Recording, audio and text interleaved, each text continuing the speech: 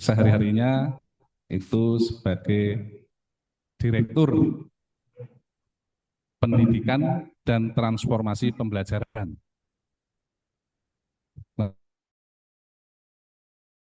Yang melekat terkait dengan profesi lain yaitu Asesor BAN PT, Badan Akreditasi Nasional Perguruan Tinggi, Asesor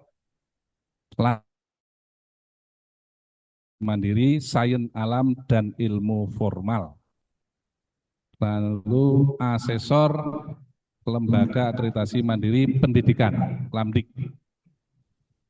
Kemudian ya alamatnya kalau kampus Surabaya, Jalan Ketintang. Kalau belum berubah itu, waktu saya ke sana namanya Jalan Ketintang. Kemudian masa sebelumnya Prof. Ida ini juga pernah jadi ketua penjaga sama juga, kemudian wakil dekan dan seterusnya, jabatan-jabatan. Ya. Penelitiannya kaitannya dengan transformasi pembelajaran, juga terkait dengan kebetulan di bidang itu sains, jadi biosains juga ada, kemudian biologi. Ya. Kemudian banyak ini yang paten. Ternyata patennya formulasi biofertilizer. Mirip-mirip dengan Pak Agus.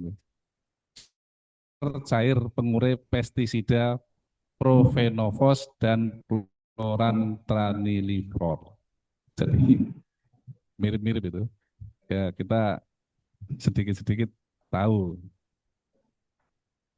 Ya, masa kerja sudah lama sekali, Bu Wida juga sudah. Saya menyapa Bu Prof, bisa terdengar? Nggih, sampun jelas, nggih. Alhamdulillah. Alhamdulillah. Baik. Ini nanti Prof. Ida akan ya kenapa harus ada, bagaimana kurikulum itu berlaku, kemudian nah di Indonesia kan ada pasca sarjana, bagaimana kurikulum di sana ditinjau, diberlakukan dan seterusnya. Mudah-mudahan nanti menjadi bahan kita untuk meninjau kurikulum kita di prodi. Bapak Ibu yang stakeholder, mohon nanti juga sedikit banyak tahu, oh ternyata seperti ini, saya akan memberi masukan seperti apa nanti seperti itu. Jadi karena stakeholder itu tujuannya memberi masukan kepada proses pelaksanaan penyusunan kurikulum atau peninjauan kurikulum. Waktunya 1 jam. Nanti mungkin ada tanya jawab, kita atur waktunya. Saya persilahkan menyampaikan. PPT-nya akan bisa tinggal next itu. Diberitakan. Siap. Bismillahirrahmanirrahim. Assalamualaikum warahmatullahi wabarakatuh. Yang saya hormati Pak Rektor, kemudian Pak Direktur, beserta Wakil Direktur, Pak di Universitas Muhammadiyah Mitro, Bapak Ibu Korprodi, Bapak Ibu dosen, tim task force, serta semua yang hadir pada kesempatan hari ini. Alhamdulillahirrahmanirrahim, hingga pagi ini kita diberi nikmat berupa sehat sehingga bisa bersilaturahmi melalui Zoom terkait dengan peninjauan kurikulum. Waktu yang lalu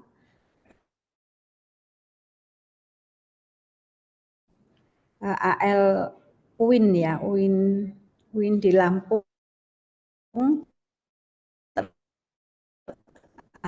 yang pro, maaf, Ya. khawatir mengganggu itu ya, mengganggu Pak Direktur sibuk. Nggih, nggih izin Bapak Ibu. Jadi saya ini bukan narasumber, nggih, saya hanya saya sharing karena kapan saja apa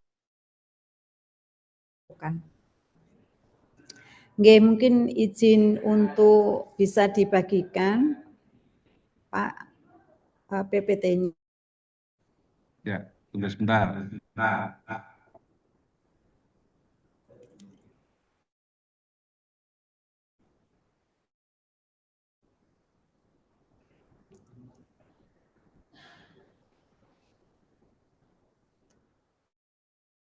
Ya, jadi sambil menunggu PPT ya. Jadi apa namanya, kurikulum ini kan sebenarnya rohnya intinya tugas utamanya merencanakan sampai mengembangkan ya kurikulum sampai melaksanakan, kemudian atau setiap 5 tahun. Berikutnya Pak.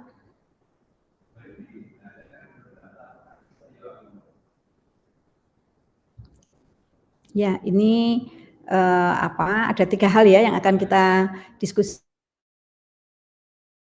atau melakukan perubahan, kemudian bagaimana kita menyesuaikan dengan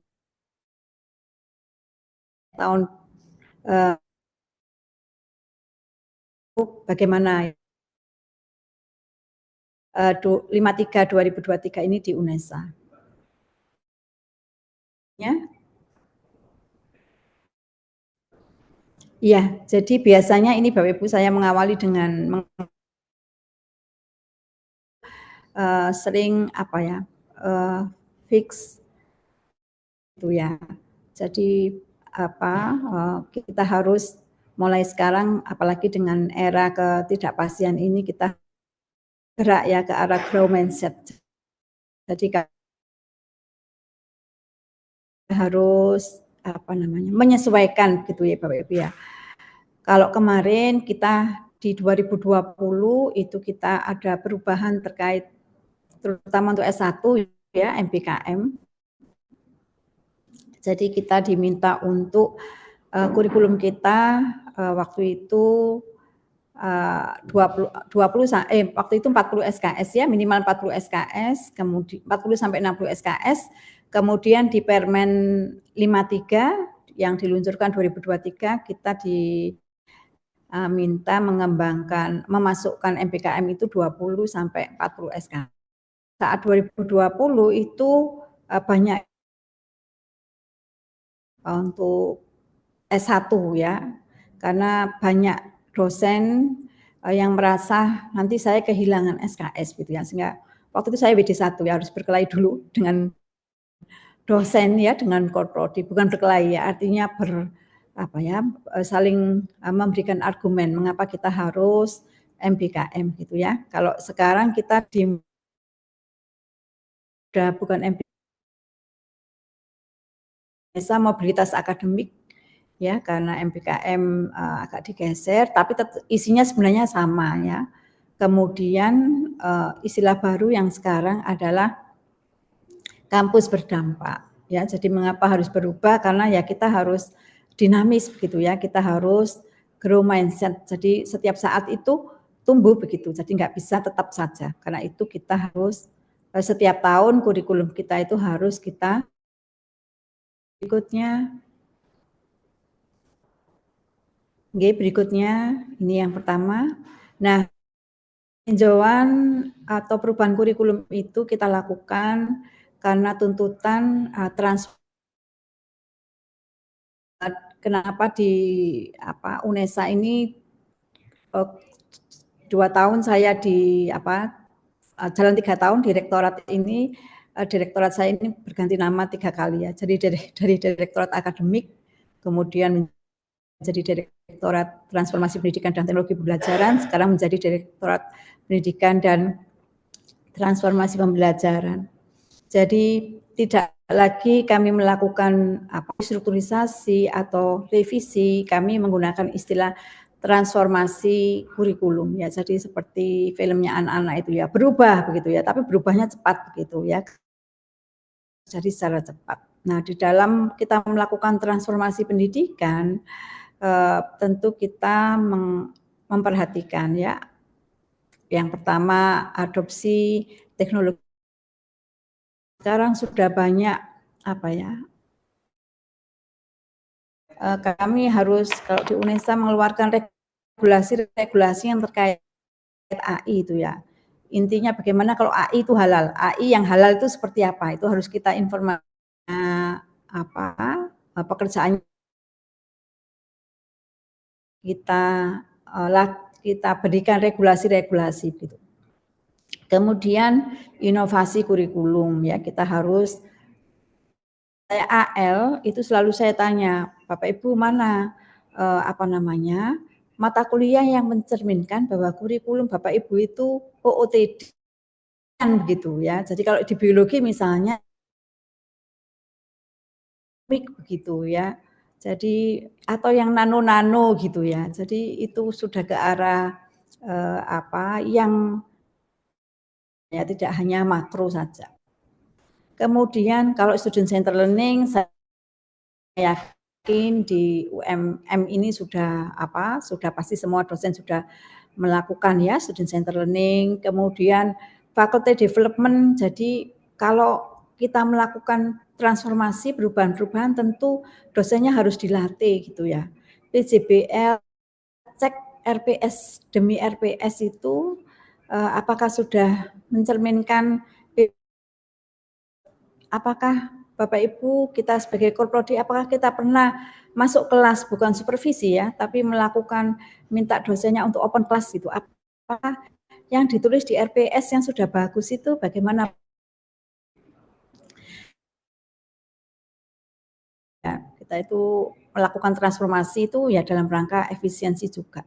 Kok ada mata kuliah itu kok overlap gitu ya. Nah, itu mungkin duduk bersama apa bisa di merger atau bagaimana itu ya. Jadi kan seringnya kita itu kan ini mata kuliahku gak oleh dikurangi, gak oleh di merger gitu yang punya saya prodi ya, bukan milik individu gitu ya.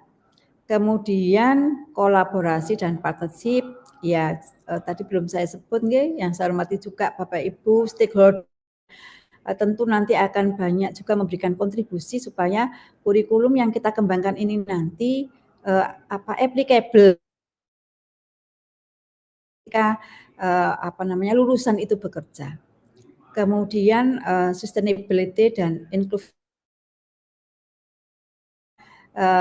pendidikan inklusif ya kelanjutan ya. Jadi SDG kita insertkan di kurikulum kita. Next. Ya, selain itu juga itu perlu memperhatikan keterampilan abad 21 ya.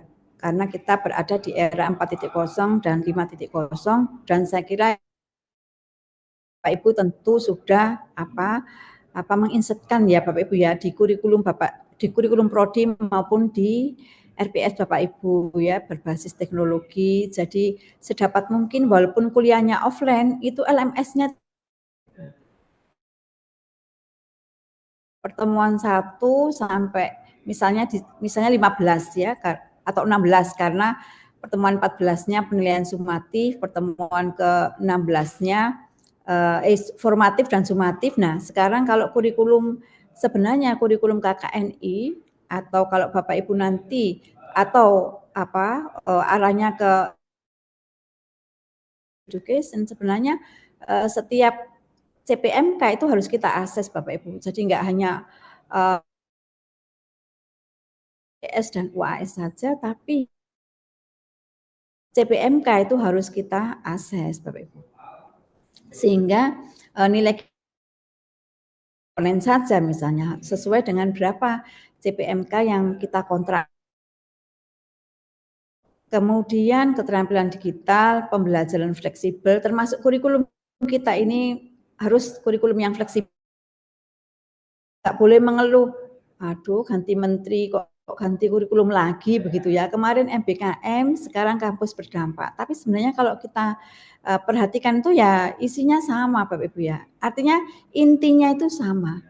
Kalau apa namanya kurikulum, yang penting kurikulum kita ini apapun perubahannya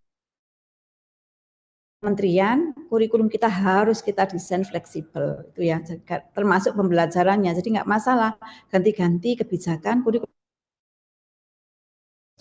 Kemudian juga di era 5.0 karena itu hanya hard skill ya, soft skill itu juga perlu, lalu integrasi virtual dengan realita, jadi online offline hybrid itu tetap harus seimbang ya, jadi terus enggak bisa juga LMS kita harus jalan ya, karena di kementerian itu kalau di akhir tahun itu kan ada kejuaraan juga LMS bisa cek gitu ya.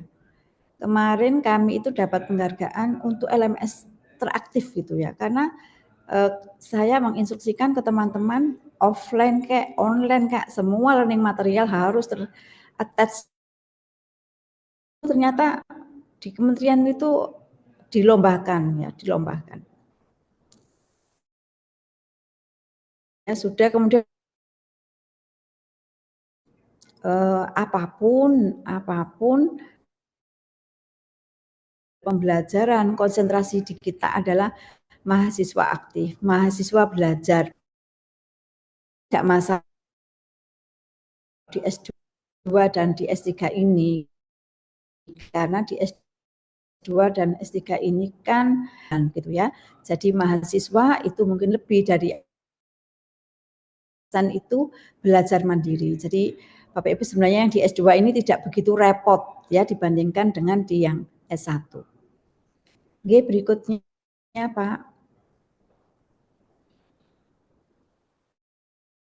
Masuk mengapa kita harus bertransformasi ya Bapak Ibu ya. Jadi ketika kita bertransformasi, ini Bapak Ibu dari stakeholder hadir, karena tadi apa yang kita belajarkan pada mahasiswa kita itu harus berdampak di industri, harus berdampak pada masyarakat, harus berdampak juga pada pembangunan sosioekonomi. Ya, jadi intinya sebenarnya yang sekarang disampaikan kampus berdampak itu ya sudah kita lakukan ya Bapak Ibu ya. Lagi begitu. Hasil riset-riset kita itu tidak hanya dikumpulkan saja ya di LPPM ya, tapi ini tadi hilirisasi itu kita tingkatkan ya, karena itu ada untuk riset-riset ini. Kemudian pendidikan tinggi, dan nah ini kunci juga ya bagi Bapak Ibu prodi kependidikan, kita juga punya kewajiban di pendidikan dasar dan menengah mencetak calon guru yang tentunya ketika lulus tadi ya akan mempunyai dampak yang bagus ya di masyarakat dan di sekolah. Berikutnya. Iya, ini Bapak Ibu, jadi kenapa kita juga harus bertransformasi, karena kebutuhan pekerjaan juga ya Bapak Ibu ya, nanti mungkin stakeholder juga bisa memberikan masukan ya. Sekarang kognitif itu yang diperlukan 50% gitu. Jadi kenapa kok kita mengakses itu, nanti Bapak Ibu cek ya, apakah persentase kognitif yang di UMM ini berapa persen begitu. Karena sebenarnya kebutuhan kita di itu perlunya 15%, sistem 17%, pemecahan masalah 36% ya, konten sosial 19%, manajemen 13%, teknis 12%, fisik 4%. Ya, itu artinya pekerjaan-pekerjaan masa depan yang membutuhkan keterampilan inti ini. Dan kalau kita lihat itu yang besar adalah di pemecahan masalah ya. Karena itu kenapa kemarin itu di kementerian itu minta kita di dalam proses dan case method. Karena ini tadi ya, mengantisipasi pekerjaan masalah. Oke, berikutnya.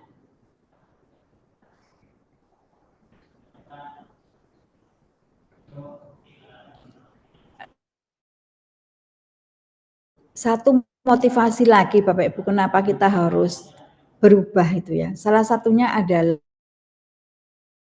bagaimana meningkatkan daya saing lulusan melalui kurikulum yang berbasis kompetensi.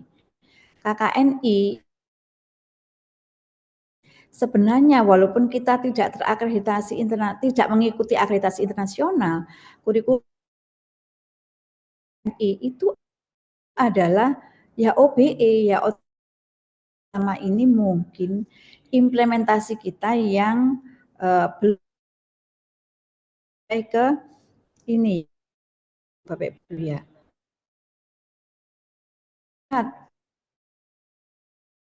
Ini saya berikan di MIPA itu ada 19 prodi, 19 bilang akreditasi internasional. Salah satunya adalah pendidikan S2 pendidikan matematika, S3 pendidikan matematika, S2 pendidikan sains, S3 pendidikan sains,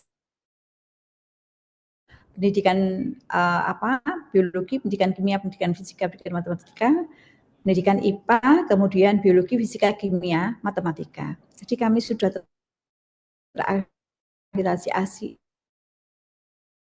Waktu itu kami tidak melakukan akreditasi ya, karena sudah terakreditasi unggul ya, melalui konversi akreditasi ASI. Nah, ternyata Bapak Ibu kami tidak terlalu revisi menyesuaikan dengan subjek ini menggunakan standarnya Eropa. Kami hanya melakukan penyesuaian jumlah saja. Kalau kita ikuti KKNI itu kan ya CPL-nya itu kan ada sekitar 40-an Bapak Ibu ya. Kalau S1 ya. Nanti kalau S2 saya nggak hafal berapa. Nah, itu tinggal kami rampingkan saja ya. Jadi kalau sekarang kami di prodi baik S1, S2, S3 itu saya hanya UNESA mengharuskan itu CPL itu paling banyak itu 12 Bapak Ibu. Kalaupun masih ada yang nawar-nawar itu ya 15, tidak lebih. Semakin banyak CPL, beban dosen di dalam memasukkan ke dalam mata kuliah. Jadi maka kita melakukan CPL yang kiranya kita kurasi Bapak Ibu, kita perbaiki ya, kita revisi. Nah, ini salah satu upaya dalam rangka meningkatkan daya saing lulusan melalui kurikulum berbasis kompetensi atau sekarang ini kalau Bapak Ibu nanti mengikuti akreditasi internasional yang saya tahu di Muhammadiyah Malang itu mungkin sudah ada yang terakreditasi internasional, itu kurikulumnya menggunakan istilah outcome based education, tapi sebenarnya itu ya KKN. Nah, berikutnya kita masuk ke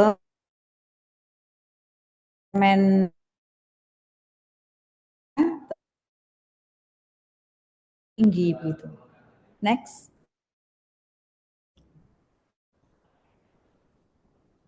Nah, di Permen ini di pasal 19 itu karena kita ada di pasca pada program magister terapan beban belajar berada pada rentang 54 satuan kredit semester sampai dengan 72 SKS ya, dirancang dengan masa tempuh 3 sampai 4 semester.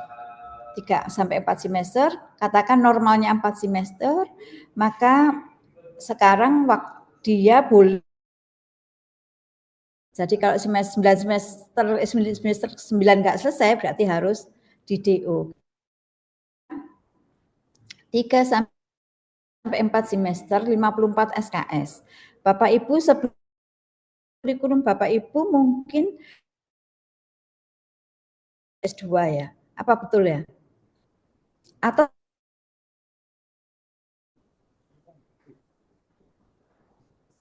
berapa Pak Dir? 243 gitu. Ya, 40, 42, 44 lah paling banyak ya. Sama dengan kami Bapak Ibu ya. Apa sekitar itu ya.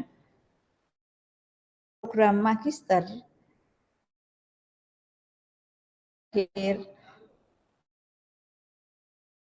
type bisa project bisa yang lain. Nah, di pasal 20 ini untuk yang mahasiswa S3 Bapak Ibu, ini yang harus menjadi catatan kita. Semester pembelajaran yang mendukung penelitian. Jadi kalaupun ada kalau ada course itu enggak 2 semester ya. Kemudian 4 semesternya riset. Pembelajaran sebagaimana pada ayat 1 huruf A dapat dikecualikan oleh perguruan tinggi yang mahasiswanya memiliki pengetahuan dan kompetensi. Ini yang by riset 3 semester perlu ada kuliah ya. Jadi ini boleh Bapak Ibu ya. Yang kalau mau by riset. Ini kan yang by course saja kuliahnya. Di pasal 20 itu enggak disebut ya.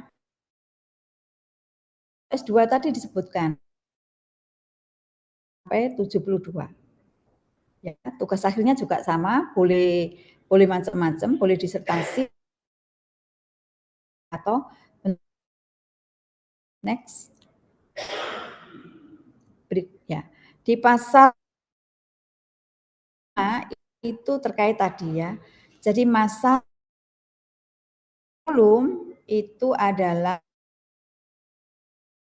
tadi 2 kali ya, 2 kali masa tempuh kurikulumnya kan 2 tahun, maka masa belajarnya boleh 4 tahun. Masa belajarnya boleh 6 tahun. Ini di pasal 25 itu menjelaskan terkait evaluasi yang proses pembelajaran, tapi tentu berdampak nanti di kurikulumnya itu aktivitas pembelajaran pada setiap angkatan. Jadi Bapak Ibu proses pembelajaran itu bisa kita lihat asesmen CPL-nya itu setiap periode angkatan. Nah, saya yakin Bapak Ibu belum melakukan asesmen CPL ini dalam satu periode angkatan. Kemudian dicek masa tempuh kurikulum, kemudian masa penyelesaian studi mahasiswa, tingkat serapan lulusan mahasiswa di dunia kerja ya, karena itu perlu melakukan evaluasi peminatnya masih banyak atau enggak itu ya. Jadi di kami ini Kasubdit buka tutup prodi gitu ya. Jadi kalau prodinya itu enggak karena itu Bapak Ibu ya berat kita itu yang di S2 dan S3 ini ya. Kalau di UNER marketing Bapak Ibu. Jadi tugas Korprodi itu merangkap marketing. Ya. Kemana-mana jualan nih yang S2 dan S3 itu. Ya karena apa? Enggak sesuai BEP. Meminta itu 10 ya, 10 mahasiswa. Kan satu kelas 10 kelas itu kan rugi itu ya, rugi berat itu. Maka terus ini ya, dilakukan evaluasi ini perlu dilanjut apa ditutup itulah. Maka prodinya ini, Korprodinya ini sekarang tambah berat ya, enggak hanya ngurusi kurikulum karena harus menjadi marketing juga, memasarkan juga ya. Jadi nggak boleh leha-leha ini kalau mahasiswanya per angkatan nggak sampai 10, wah ini sudah dapat sempritan berkali-kali. Oke, berikutnya. Nah, Unesa Bapak Ibu. Nah, ini kurikulum ketika kami melakukan revisi kurikulum tadi ya di universitas tadi Pak Rektor menyampaikan, dan ini juga Pak Dir sudah bagus universitas. Kami di satu ini juga ya, satu komando begitu. Jadi kami mencanangkan ini ketika mengembangkan kurikulum melihat ini, dan jangan lupa melihat lingkaran yang merah itu, visi misi tujuan di pengembangan kurikulum UNESA itu saya minta untuk menginsertkan kearifan lokal karena itu karakteristik satu, lalu education 4.0, lalu sekarang kampus berdampak. Ini kemarin masih MBKM, sekarang mobilitas akademik, kemudian perkembangan ipteks ya, olahraga, seni budaya dan pendidikan inklusi karena itu karakteristik UNESA. Nah, saya meminta di setiap RPS atau mata kuliah itu kalau di pengembangan RPS itu harus nyentang ya SDGs. Mata kuliahnya itu bisa berapa begitu Bapak Ibu ya. Karena juga untuk mendukung tujuan pembangunan berkelanjutan baik di tingkat nasional maupun di tingkat global. Berikutnya, nah ini di pertornya di PP ya, di PP UNESA terkait UNESA sebagai PTNBH itu ada pasal 4 yang menyebutkan ini UNESA memiliki visi menjadi universitas kependidikan yang tangguh, adaptif, inovatif yang berbasis kewirausahaan. Nah, ini yang di prodi itu harus ada. Karena itu ada beberapa mata kuliah wajib seperti kewirausahaan, kemudian literasi digital ya, olahraga, dan ini dalam rangka untuk mendukung visi universitas di pasal 4. Berikutnya Pak. Nah ini rumusan CP ya Bapak Ibu, saya mengingatkan saja di Permendikbud nomor 53 tahun 2023 itu di PP nomor 53 itu kita menuliskannya itu sudah enggak di strict ya, tidak di strict. Oh ini kognitif, ini kognitif, ini keterampilan khusus, keterampilan umum, kemudian ini sikap, tidak ya di Permen 53 itu, tapi mengandung 4 itu ya, intinya sama, mengandung content knowledge, keterampilan umum, kemudian keterampilan khusus, keterampilan intelektual dan sikap itu tetap masih ada. Next.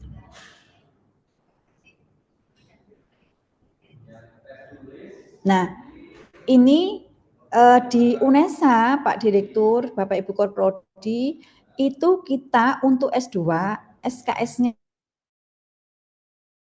54 SKS.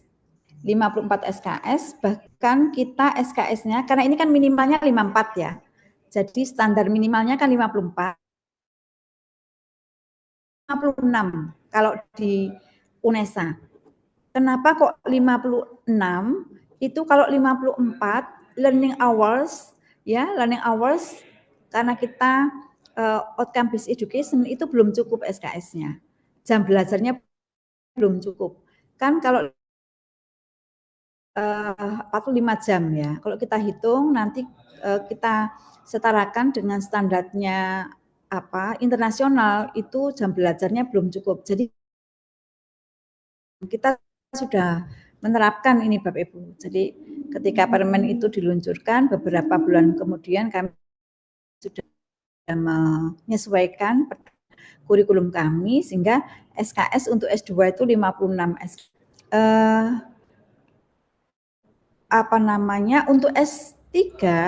Untuk S3 kami 72 SKS Bapak Ibu. 74 SKS. 74. Jadi tambah 2 karena tadi ketentuan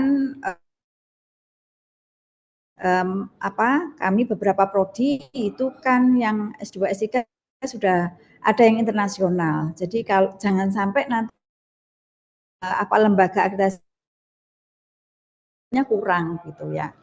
Nah, walaupun di S3 enggak ada ketentuan jam belajarnya, ya kita kan di kurikulum tetap harus menghitung ya Bapak Ibu ya. Maka kami menghitungnya rasionalnya 4 semester itu 54, maka kemudian ditambahkan lagi 18 SKS untuk jadi kalau belajar 2 tahun 54, maka kalau belajar apa namanya 20 SKS. Jadi kalau menurut permennya itu rasionalkan dalam bentuk SKS dan juga kecukupan jam. Oke, berikutnya. Pak, mungkin sebelum ini kembali ke sebelumnya Pak. Berikutnya. Nah, penting Bapak Ibu ya. Penambahan beban belajar tidak dimaksudkan untuk menambah mata kuliah substansi naikkan dari 40 atau 42 menjadi 54. Dosen-dosennya seneng pada mengusulkan mata kuliah baru. Enggak begitu ya. Jadi waktu itu saya mendengarkan sendiri dari Buses Dijen ya, waktu itu masih Buses Dijennya sahabat saya ya waktu di S1 di nambahi SKS, menambahkan jumlah SKS itu adalah menggantikan reward mahasiswa. Ketika saya minta untuk SKS-nya dikembangkan menjadi 56, kemudian saya minta untuk presentasi para korprodi itulah, lah kok nambahin mata kuliah baru, lah Kak terus kuliah meneh, lah kapan maka yang ditambahkan itu adalah SKS risetnya Bapak. Jadi kan SKS riset itu yang mana? Jamnya kalau selama ini enggak ada publikasi, enggak diakui itu ditambahkan publikasi. Jamnya tesis ditambahkan, jamnya seminar macam-macam pokoknya itu ditambahkan. Jadi tadi 24 menjadi 54, kan tambah 10 SKS ya Bapak Ibu ya. Kalau tadinya grupnya tesis itu hanya 8 SKS lah misalnya. Maka 10 SKS itu kita insertkan di riset tadi. Jadi risetnya itu besar karena penambahan SKS, penambahan jam belajar di S2 dan S3 ini untuk reward mahasiswa di risetnya, karena sebenarnya S2, S3 itu soro, risetnya itu loh Bapak Ibu, itu soro, berat gitu loh. Maka di situ diberikan penghargaan SKS. Jadi bukan terus kita nambahin mata kuliah, nambahin mata kuliah wis gak kuliah gitu ya. Makanya UNESA nggak milih 72 lah. Kalau kita milih 72 Bapak Ibu kan sing gelem mlebu UNESA. Wah, kemarinnya gitu ya. Nah, maka udah 54 saja. Karena jam 6. Tapi mata kuliahnya tetap enggak SKS. Oke, next Bapak Ibu. Next. Nah, ini contohnya. Ini contohnya S2 Kependidikan. Nah, ini sudah kami tata Bapak Ibu. Ini yang mata kuliah yang dalam tanda petik semua prodi S2 Kependidikan sama. SKS-nya sudah kami tata di sini Bapak Ibu. Enggak boleh korprodi sakarpe dhewe ya. Dewe itu yang konten ya, yang ini ditata karena enggak tadi keluarkan mata kuliah baru gitu ya. Nah, terus mata kuliah ini dosennya sing ngusul-ngusulkan ya, kebutuhan dosen nih. Ya Bu, ini saya punya SDM tak loh, bukan begitu. Bapak Ibu, menciptakan mata kuliah itu kan dilihat CPMK-nya. CPMK-nya dilihat apa? CPL-nya. CPL-nya dilihat apa? Profil lulusan. Kebutuhan masyarakat, kebutuhan iptek, ya bukan dosen itu, lah ini SDM saya banyak Bu yang di ahli ini, yo gak popo, salah nek ngambil dosen nggak dilihat kebutuhan ininya, kebutuhan ini ya, kan nggak boleh gitu ya. Ya sudah nanti kita beri yang lain gitu ya, tapi yang sekarang ini dulu saya bilang gitu. Nah ini Bapak Ibu Persani ya, itu sudah kita masukkan di situ. Jadi untuk tugas akhir, lah itu ada 13 Bapak Ibu. 6 tugas akhirnya, proposal tugas akhir 3, publikasinya pakai SKS melok pisan ya. Harus bertanggung jawab, ya harus baca tulisan juga gitu ya. Jadi gak oleh nurut mahasiswa itu ya. Tapi nggak ada di sini, di sana negara lain. Nah, jadi di 13. Terus di S2 itu kami tetap ada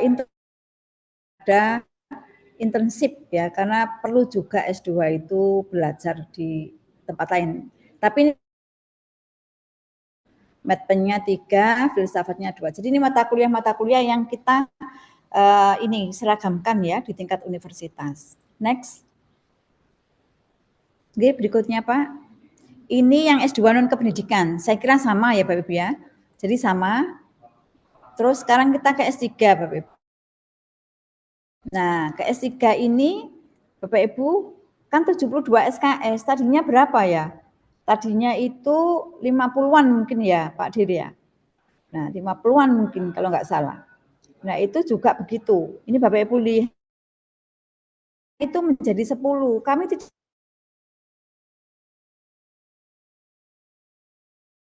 di pedoman kami mengapa? Karena di Permen 53 itu mengamanahkan bahwa tugas akhir itu bisa macam-macam Bapak Ibu. Enggak boleh tesis gitu ya, enggak boleh tesis saja. Boleh kalau dia seni kan tidak tesis tapi karya seni. Lalu pekerjaannya kan laporan karya seni begitu ya. Maka kami 10 SKS tugas akhirnya, proposalnya berapa ini? 5 SKS ya. Terus seminar hasil itu juga 5 SKS. Publikasi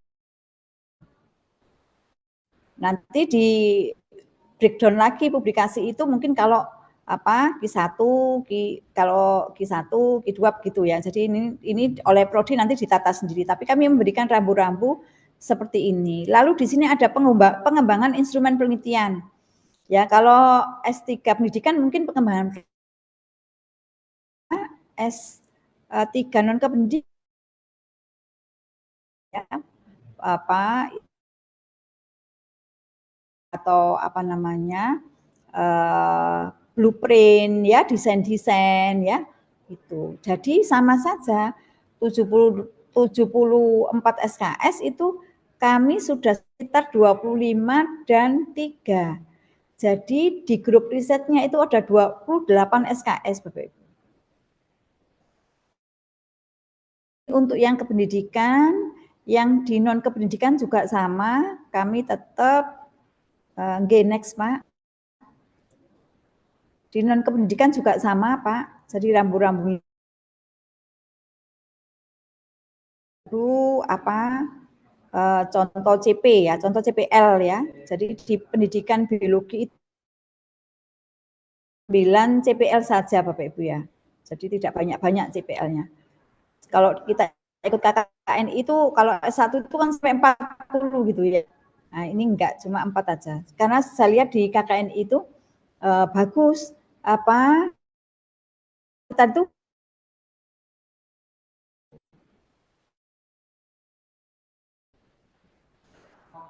ya ini kalau ya pendidikan biologi.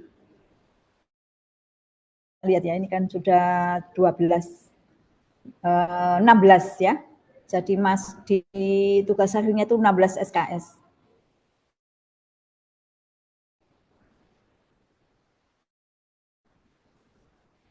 Ya, ini untuk apa namanya? Mungkin juga di UMM ada RPL ya Pak Bu ya. Jadi ini S2 Pak Bu ya, masih menerima S2 RPL, tapi kalau S3 enggak. Nah, ini belum ini ya, belum siap. Kami hanya menerima untuk S2 yang RPL. Kemudian nanti Bapak Ibu untuk S2 dan S3 yang mahasiswanya memang excellent itu kami Untuk yang S3 ini sudah banyak yang by riset ya. Kalau by riset untuk S3 itu sudah pernah publikasi internasional ya. Kan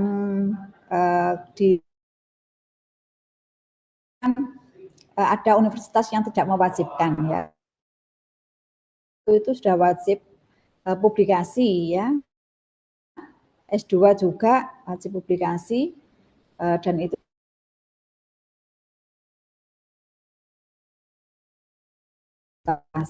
kalau S2 masih boleh Sinta ya. Kalau S1 itu ya Sinta ya. Next. Kira itu ya Bapak Ibu terkait dengan berbagi informasi. Nah di PPT saya itu Pak Dir di belakangnya itu nanti kalau mengembangkan outcome based education ya. Jadi kalau mau akreditasi internasional nggak apa-apa tengok PPT itu. Mohon maaf. Assalamualaikum warahmatullahi wabarakatuh. Waalaikumsalam warahmatullahi wabarakatuh. Ya, kita beri aplaus. Katanya gitu. Ya, mungkin ada pertanyaan. Jadi dari peserta di luring ini ada yang mau menyampaikan pertanyaan atau penasaran atau apa, atau juga yang daring itu. Pak Den ini dari Kebumen nih, ikutnya dari Kebumen. Jadi ini pesertanya dari Kebumen, Kuto Winangun, tadi ada yang dari Kuto Winangun, terus ada yang Jeporo, Surabaya narasumbernya. Lokasi daratnya di Lampung. Luar biasa ini.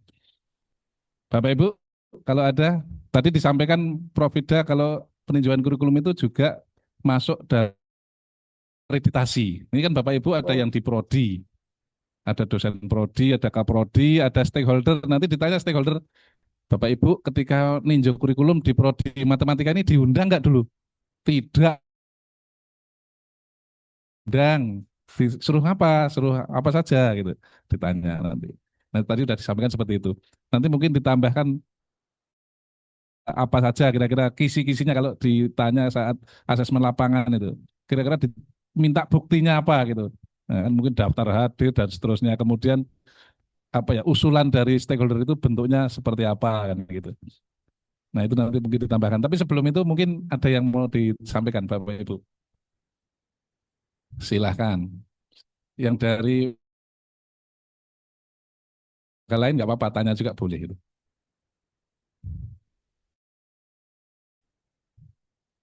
Ya, Pak Pak Dekan, Pak Dekan FKIP, silahkan di shoot supaya kelihatan.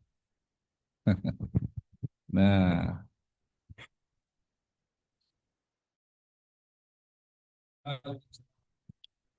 izin CPL yang di pendidikan biologi itu CPL 8 sikap ya Prof ya terkait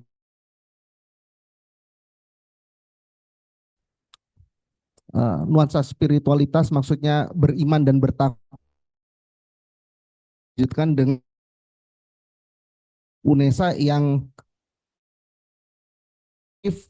berjiwa kewirausahaan, sepertinya kan itu karakter dari UNESA seperti tadi dari peraturan yang sudah ditetapkan. Tanyakan terkait dengan 2 CPL itu, apakah memang itu sudah ada ketetapan dari pihak universitas atau rektor itu ke dalam CPL masing-masing prodi.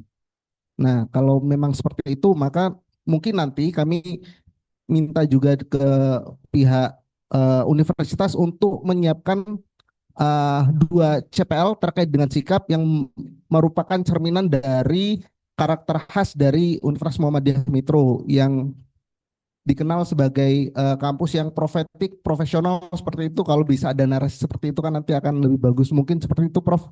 Terima kasih. Assalamualaikum warahmatullahi wabarakatuh. satu lagi mungkin. Ya, Mas Agus Wibowo ini dari Oh, silakan Mas.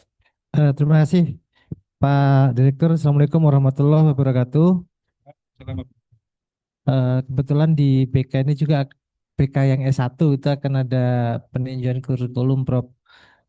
Tadi saya agak beberapa ya OB itu sebenarnya KKNI kan gitu ya. Nah, tapi mungkin tadi agak larinya kalau sudah akreditasi KKNI gitu. Nah, terkait itu Prof, kalau di UM Metro nih masih agak senang-senangnya bilang OB gitu. Nah, kalau saya nanti membuat kurikulum atau menuju kurikulum itu mau pakai OB apa KKNI gitu, Prof. Itu aja. Terima kasih. Assalamualaikum warahmatullahi wabarakatuh. Waalaikumsalam warahmatullahi wabarakatuh. Ya, yang kedua. Ya, dua dulu nanti kalau ada mengembang lagi. Silakan Bu Prof. Ini ada Ya, Pak Dekan UB dan Mas Agus. terima kasih. Nggih. Ya, dua dulu Pak, Pak Dir, kalau banyak saya lupa ya. Saya ini sudah 60 tahun, jadi kalau naik kereta sudah mulai dapat diskon ini 20%. Diskonnya buat saya nanti ya. Ya, jadi kemarin saya beli, saya daftarkan karena Ibu sudah 60 tahun ya. Jadi kalau ya baik, terima kasih, ini hanya cukup. Namanya di UNESA 1 sampai 4. Jadi kan itu CP universitas Pak Dekan, nggak hanya 2, tapi nggak apa-apa 2, nggak apa-apa, ini kami juga akan cek-cek lagi. Tapi kami ada CPL itu 4, karena 4 CPL yang itu. Yang pertama, yang kedua juga untuk mewadahi mata kuliah MKWN dan mata kuliah wajib nasional dan mata kuliah wajib institusi. Itu Pak. Itu yang apa? Karena itu ditanya itu apa? Lah visi prodi itu kan visi keilmuan ya, visi keilmuan prodi. PPS kan juga ditanya visi PPS, nyantolnya kemana? Lah itu bagaimana supaya visinya visi prodi itu berdampak begitu. Nah, mau nggak mau kan harus kita formalkan melalui mata kuliah kan. Nah, karena itu kurikulum melalui penetapan CPL universitas. Itu Pak Dekan. Jadi Pak Dekan punya ide bagus tadi Pak Rektor yang mungkin bisa apa namanya PM ya ini ada PR ini diminta mengusulkan ada CPL ya yang di tingkat universitas yang nanti bisa mengangkut apa itu mendukung visinya universitas gitu ya. Oke, saya kira itu bagus Pak. Kemudian untuk yang kami nyebutnya itu ya sekarang enggak KKNI Pak. Itu adalah education begitu. Mengapa? Begini Pak. Salah satu hal adalah kita itu ketika mendesain kurikulum kita itu kurikulum kita itu akan bisa dimanfaatkan mahasiswa ketika dia 5 tahun setelah lulus atau bahkan 10 tahun itu kurikulum kita itu laku gitu loh Pak, dia berdampak gitu loh ya. Jadi kalau saya lihat ini kan bapak ibu-ibu ini mungkin yang di sini mungkin yang masih muda-muda ya. Kalau di tempat saya mungkin sudah ada yang senior-senior tuh kalau nggak di-upgrade ya. Kalau kurikulum kita itu tidak di-upgrade untuk bahwa ini loh tadi saya kenapa kok nayangkan pekerjaan saat ini itu yang dibutuhkan itu problem itu tadi ya 36% gitu. Karena itu ketika kita memberikan kurikulum lulus kemudian bekerja 5 tahun atau 10 tahun masih bisa dimanfaatkan sama mahasiswa itu.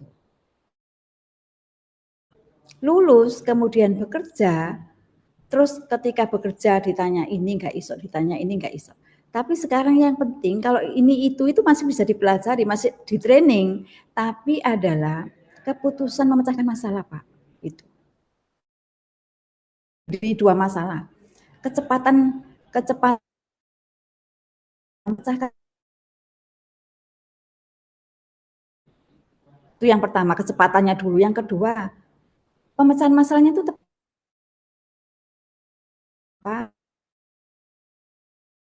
berikan itu berdampak bukan kita lihat saat dia lulus, tapi 5 tahun, 10 tahun setelah lulus. Itu Pak, itu adalah filosofi berpikir yang utama di outcome based education. Oke, terima kasih Pak. Terima kasih. Nggak apa-apa nyebut OB aja Pak, supaya kita berpikirnya Ya. Baik, terima kasih. Tadi ada lagi satu Pak Bambang. Ya, Pak Bambang dulu, silakan. Isu.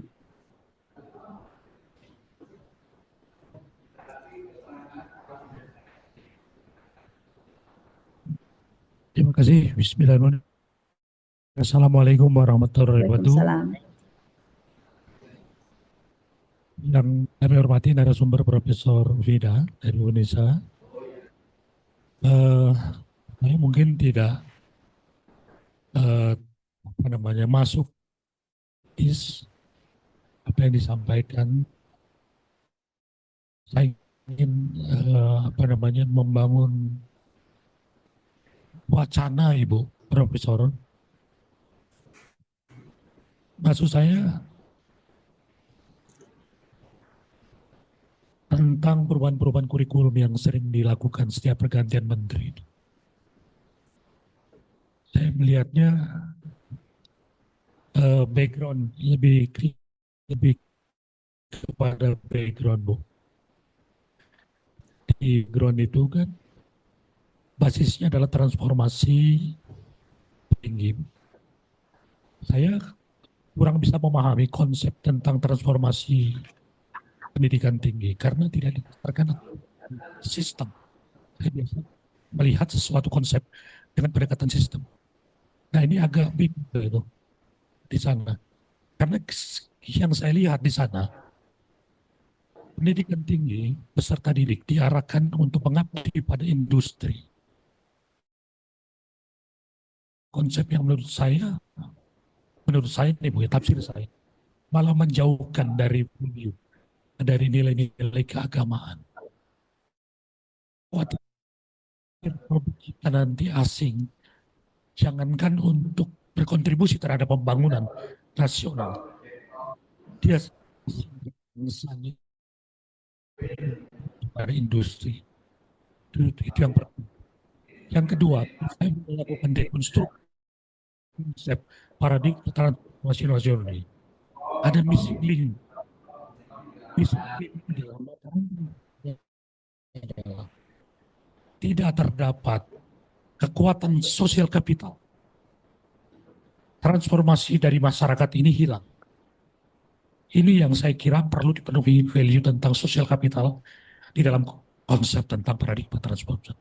Nah inilah yang sebenarnya seharusnya menjadi basis atau background BKN kah, berdampak kah, atau apapun nanti kurikulumnya. Saya mau tanggapan dari Profesor Vida. Terima kasih. Assalamualaikum warahmatullahi wabarakatuh. Waalaikumsalam warahmatullahi wabarakatuh. Kan satu lagi saja, terus sudah selesai lanjut ke yang. Silakan. Oh ya, ini Pak. Oke, terima kasih. Ya, siap.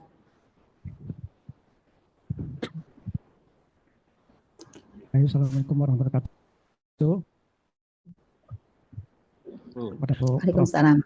Kami dari LPM kan baru saja menyusun panduan penyusunan kurikulum ya, KPT. Nah, karena kita mengacu ke Permendikbud 53 2023, nah ini sedang dievaluasi pemberlakuannya. Nah, ini kalau menurut Bu Prof, 144, S2 36. Nah, ini sebaiknya kita eksekusi ikut Permen 53 atau diulur dulu. Kalau diulur kita belum berani ngetok palu ini untuk panduan kurikulum. Saya kira demikian, Prof. Nggih, terima kasih. Nggih, Ya, silakan. nggih. Baik, nggih. Terima kasih Pak Bambang. Pertanyaannya apa namanya dan jawabannya berat sekali ini. Pertanyaannya Pak Bambang saya berat sekali jawabnya. Begini Pak, ini saya jawab sesuai ini ya, sesuai apa yang saya lakukan, begitu saja apa yang kami lakukan. Yang mahasiswa ketika magang kita khawatir ya, memang betul Pak. Jadi awal-awal itu kan kita khawatir ya, jangan-jangan mahasiswa ini magang itu apa sih yang dilakukan gitu ya. Kemana saja lah mahasiswa yang keluar itu yang 20 SKS. Kalau kami Pak ini mungkin kami memantaunya dengan kami mengembangkan sistem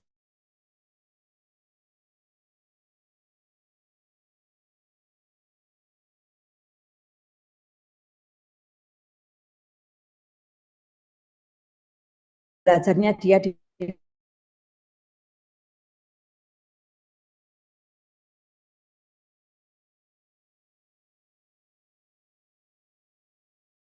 ini menurut pandangan kami ya.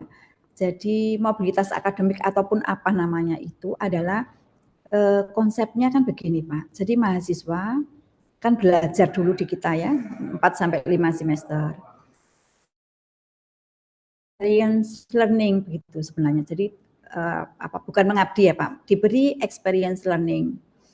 Jadi mahasiswa ini kan ketika kita melaksanakan pembelajaran mahasiswa itu kan sudah pembelajarannya kan sifatnya sudah mahasiswa dalam masa. Jadi dia diberi pengalaman belajar, keluar. Ketika keluar, dia harus kembali lagi kan setelah itu. Kenapa mobilitas akademik yang lalu ya Pak, itu di semester 5, 6, semester 8 atau 5, 6, semester 7 dia bisa balik. Nah, ketika balik itu kalau kami itu desainnya adalah membuat perencanaan, membuat apa yang dia pelajari di sana itu menjadi yang bagian dirisetkan gitu Pak. Jadi kamu kan sudah dapat pengalaman ke sana. Nah, sekarang dari pengalaman itu coba desain begitu. Desain yang bisa diimplementasikan yang menjadi bagian risetnya. Jadi itu dalam rangka untuk mendapatkan tadi Pak, experience learning. Kami memantau Pak, karena begini di lembaga dan kami itu cek. Jadi ada mahasiswa itu yang ini program pemerintah yang kemarin itu sekarang sudah tidak ada efisiensi dana. Kalau kemarin itu kan magang, itu ada dua, ada yang fleksib, ada yang mandiri. Yang fleksib ini dia ikut lembaga-lembaga tertentu dan mahasiswanya juga dapat, yang dimagangi juga dapat dana dari pemerintah Pak. Jadi kalau itu saya cek itu ketat. Jadi yang kita khawatirkan kan yang mandiri nih, maka kami memantaunya dengan program-program yang kita bisa pantau apa yang dilakukan. Jadi kalau menurut saya kekhawatiran kita terhadap nanti menjadi tidak bagus itu kok tidak ya Pak, asalkan kita itu mendesainkan betul Pak. Jadi kalau mahasiswa dilepas saja wis pokoknya datang di konversi 20 SKS ya itu yang bahaya. Itu nanti juga ketika akreditasi juga bahaya juga ketika kita tidak bisa menyampaikan bahwa 20 SKS itu desainnya apa, kemudian kita konversi ke mata kuliah apa, bekalnya apa ketika mahasiswa itu keluar.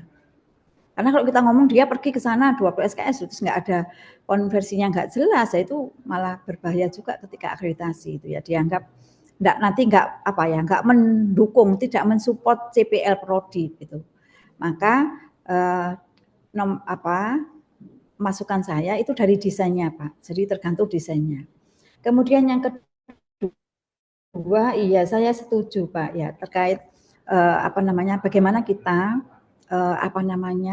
memberikan sangu ya kepada mahasiswa itu terkait spiritual, terkait sosial ya, terkait bagaimana dia bersosialisasi, berkomunikasi ya dengan masyarakat, dengan industri, itu perlu kita bekali Pak. Karena itu tadi kan sudah ada usulan bagus. Maka kami itu kuncinya di tadi Pak 4 CPL itu Pak. Jadi kami menguncinya membekali sikap spiritual, kemudian sikap sosial itu di 4 CPL. Jadi sudah kami desainkan 4 CPL. Lalu kami ini saat ini juga sedang melakukan kurasi kurikulum Pak. Jadi untuk mengecek jangan sampai tadi ya Pak ya kurikulumnya itu ada loh Pak yang prodi-prodi misalnya dosen-dosennya muda pinginnya kan bergerak cepat begitu ya. Saya setuju Pak, bertransformasi cepat begitu ya. Kekhawatiran Bapak itu juga kami khawatirkan juga. Maka kami melakukan kurasi, kami cek betul Pak. Kurikulum itu satu demi satu. Jadi kami punya tim kurikulum setiap fakultas itu satu. Jadi kami punya 10 orang, terus kami punya Kasubdit pembelajaran dan Kasubdit pengembangan kurikulum dan pembelajaran, lalu ada satu kasih kurikulum. Nah ini yang tugasnya adalah melakukan kurasi kurikulum dan saya ikut Pak. Jadi kalau kurasi kurikulum itu saya minta presentasi satu-satu setiap prodi itu kita bagi di ruang-ruang gitu ya. Terus saya ada di salah satu ruang itu saya cek betul. Jadi misalnya gawe CPL aja, pokoknya gawe CPL nggak bisa, kami cek satu-satu itu. Karena kalau akreditasi kan ya malu kalau CPL-nya nggak nyambung misalnya dengan mata kuliahnya dengan CPMK itu. Maka saya setuju dengan Bapak bahwa kita perlu memberikan sangu terhadap tadi ya spiritualnya bagaimana, kemudian komunikasi sosialnya bagaimana. Nah itu salah satu yang dilakukan UNESA Pak, tadi mewajibkan semua prodi mengangkut CPL universitas, ada 4 CPL. Jadi itu yang kami lakukan. Oke, terima kasih. Kalau di Muhammadiyah saya kira sudah bagus karena ada ada materi ke Muhammad ada mata kuliah wajib institusinya yang luar biasa. Saya di sanalah kita dan untuk mata kuliah yang orientasinya materi Pancasila itu bagaimana? Enggak Pak, jadi sudah ke proyek.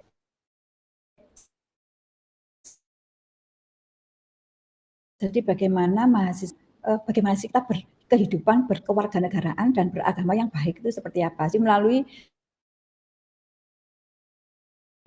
dalam bentuk proyek gitu ya, dan itu dilakukan karena sudah berbeda ya Pak pembelajaran Pancasila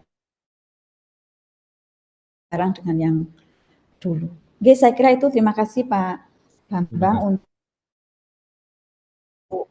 masukannya juga mengingatkan kita semua.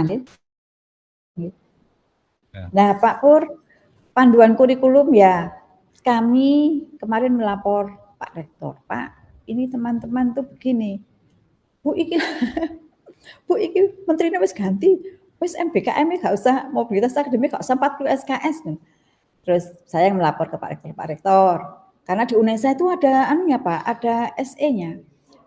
Di pertornya itu ada mobilitas akademik itu 40 SKS. Maka kami desain di semester 5 dan 6 40 SKS. Untuk yang pendidikan wajib PLP dan untuk yang non-dik wajib PKL. Lalu yang BKP yang lainnya itu pilihan.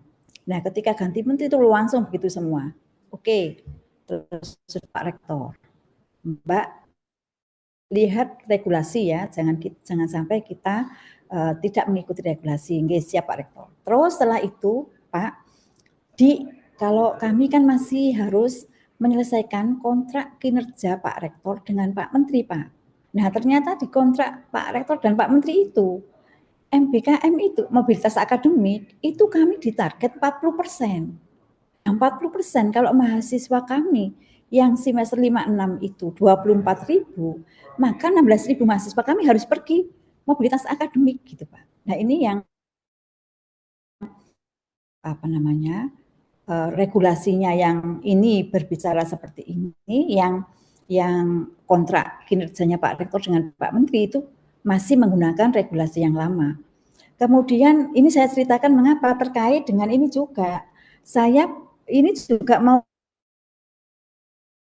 yang menjadi diundang juga kementerian untuk melihat, memberi masukan juga di revisi Permen 53. Saya tanyakan, ini yang penting saya tanyakan, SKS berubah apa enggak? Saya bilang gitu, itu yang saya tanyakan.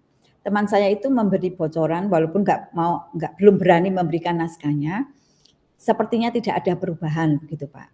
Di jumlah SKS ya Pak, di jumlah SKS. Tapi kami tetap belum berani melakukan revisi. Kalau revisi kami kan untuk yang Permen 53 sudah kami lakukan Pak. Jadi kami kan sudah menerapkan tadi yang 56, 76 itu sudah kami lakukan. Tapi untuk merevisi kembali untuk yang MBKM yang katanya di Permen yang baru itu mobilitas akademik itu maksimal 40 SKS. Tidak ada ngomong minimalnya gitu loh.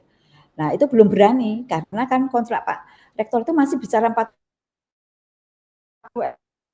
SKS Pak. Jadi ya kami tetap masih menuliskan 40 SKS, mewajibkan mata kuliah untuk mobilitas akademik itu 40 SKS. Jadi pendapat saya Pak Pur, mungkin kita tunggu dulu ya, kan masih sampai Agustus Pak. Itu janjinya hasil review itu akan disampaikan pada bulan Agustus gitu. Kami juga akan nanti bulan Agustus keluar, kami mungkin juga akan melakukan revisi Pak terhadap pedoman kurikulum. Sementara ini kami sudah melakukan revisi, jadi kami masih tetap pakai yang Permen 53. Nanti kalau ada perubahan, ya kami akan berubah untuk angkatan 2025 Pak. Karena kan kurikulum kan tidak bisa ini ganti terus kita mengikuti ongoing kan tidak bisa. Jadi kita kalau nanti ada perubahan di Permen 53, kami akan berlakukan untuk mahasiswa angkatan 2025. Begitu nggih Pak Pur?